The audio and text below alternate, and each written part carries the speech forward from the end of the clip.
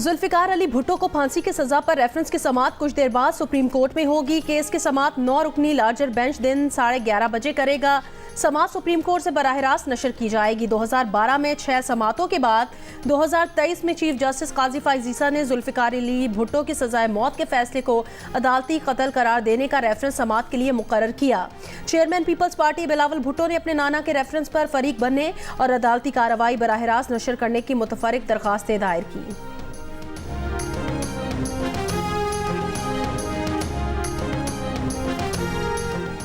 Peoples party के लिए अहम दिन है। बरसों बाद आज का दिन आया। सजा का केस सुनने वाले एक जज ने माना कि जुल्फिकार अली भुट्टो का कत्ल अदालती कत्ल था।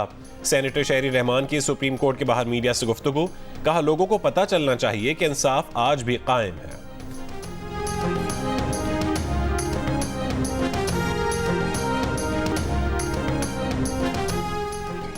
डेरा इस्माइल खान में सिक्योरिटी फोर्सेस की इमारत पर दहशतगर्दों ने बारूद से भरी गाड़ी टकरा दी। पुलिस के मुताबिक हमले में 3 सिक्योरिटी एहलकार शहीद और 16 जख्मी हो गए।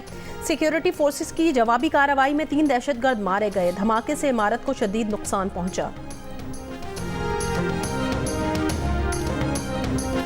रियाला जेल में साइफर केस की समाअत जारी। बानी पीटीआर शाह महमूद कुरैशी कमरे अदालत में मौजूद। समाअत ऑफिशियल सीक्रेट एक्ट खुसूसी अदालत के जज अबुल हसनान जुल्करनैन कर रहे हैं। साइफर केस में आज मुल्ज़िमान पर फर्द जुर्म आयद होनी है।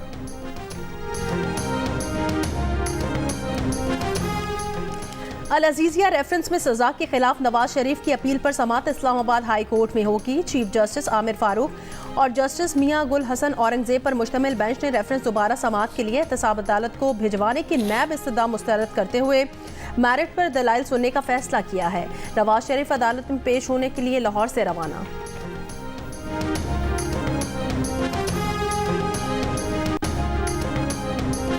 कोयटा, वादी ज़ियारत, मस्तूंग और किला अब्दुल्ला समेत शिमाली बलोचिस्तान में सख्त सर्दी। कल्लात में दर्जा हरारत -5 डिग्री सेंटीग्रेड तक गिरने से सड़कों, नालियों और तालाबों में खड़ा पानी जम गया।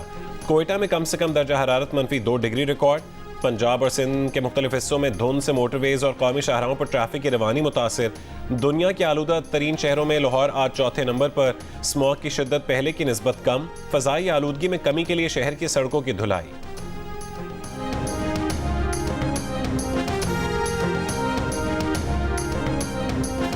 इसराइल के गजा पर हमले। रफा में एक घर पर हमले में 6 बच्चों समेत 8 फलस्तीनी शहीद। शिमाली गजा में कमाल अदवान और अल उदा अस्पताल का कई रोज से मुहासरा बरकरार। स्नाइपर के डॉक्टर्स और मरीजों पर हमले। डॉक्टर्स विदाउट बॉर्डर्स का एक रुकन स्नाइपर हमले में जख्मी। मैटरनिटी वार्ड पर टैंक का गोला दागे जाने से 2 खवातीन शहीद, 2 जख्मी। इसराइली अखबार का कहना है इसराइल ने मिस्र और कतर से जंगबंदी कराने के लिए कहा है। गजा में जंगबंदी के करारदाद पर आज अक़वाम मुत्तहिदा की जनरल असम्बली में वोटिंग होगी।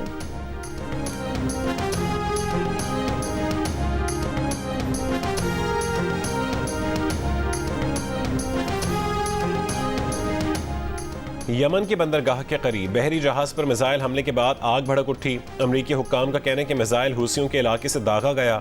अमरीकी जहाज मदद के लिए पहुंच चुका। बरतानवी मैरीटाइम का कहना है कि खुद को यमनी नेवी जाहिर करने वाले अफराद ने जहाज को यमन की बंदरगाह की तरफ चलने का हुक्म दिया।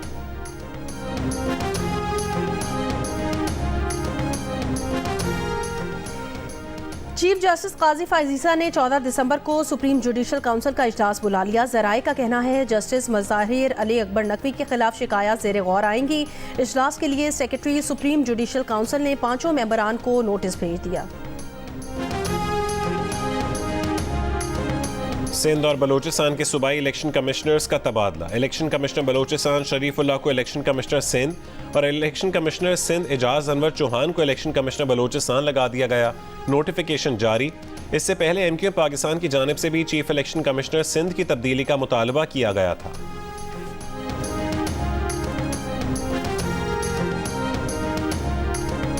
पाकिस्तानी लीडर्स के इंतखाब में अमरीका का कोई किरदार नहीं। तर्जुमान अमरीकी महकमा खारजा मैथ्यू मिलर की प्रेस ब्रीफिंग। कहा पाकिस्तानी अवाम के मुंतखब क़यादत के साथ बातचीत करते हैं। तमाम मामलात पर हुकूमत पाकिस्तान के साथ बातचीत जारी रखेंगे। अफगानिस्तान और पाकिस्तान के दरमियान मुख्तलिफ मसाइल के सिफारती हल की हिमायत करते हैं।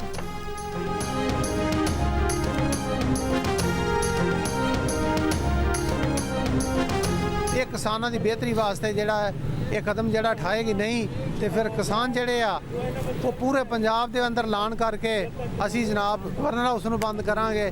ਸਾਡੀ ਇੱਥੇ ਵੀ ਗੱਲ ਨਾ ਸੁਣੀ ਗਈ ਤੇ ਫਿਰ ਅਸੀਂ ਇਸਲਾਮਾਬਾਦ ਹੀ ਕਾਲ ਦਾਂਗੇ। पहले डीएपी ब्लैक च मिली है, हुण यूरिया बिल्कुल नहीं मिली। 34-3500 रेट है ते 8-10 हज़ार दी देन डैन ब्लैक विच। ਜਿਹੜੇ ਪਹਿਲੇ ਪਾਣੀ ਤੇ ਮੈਨੂੰ ਜਿਹੜਾ ਨਾ ਜੀ ਖਾਦ ਦੀ ਬਹੁਤ ਹੀ ਅਸ਼ਦ ਜ਼ਰੂਰਤ ਹੈ। पंजाब में गंदम की काश्त के फौरी बाद खाद के बहरान ने सर उठा लिया। मुख्तलिफ शहरों में किसान सरापा एहतजाज, कहते हैं खाद की ब्लैक मार्केटिंग अरूज पर है, जखीरा अंदोज दोनों हाथों से लूट रहे हैं। खाद न मिली तो गंदम की पैदावार ही हदफ हासिल नहीं होगा। सरगोदा में फैक्ट्रियों और डीलर्स पर डिवीजन से बाहर खाद बेचने पर पाबंदी आए। और स्टेट बैंक की मॉनेटरी पॉलिसी कमेटी शरह सूद से मुतालिक फैसला आज करेगी। इस वक्त पॉलिसी रेट 22% है। मार्केट अंदाजों के मुताबिक पॉलिसी रेट बरकरार रखे जाने की तवक्कुआत है।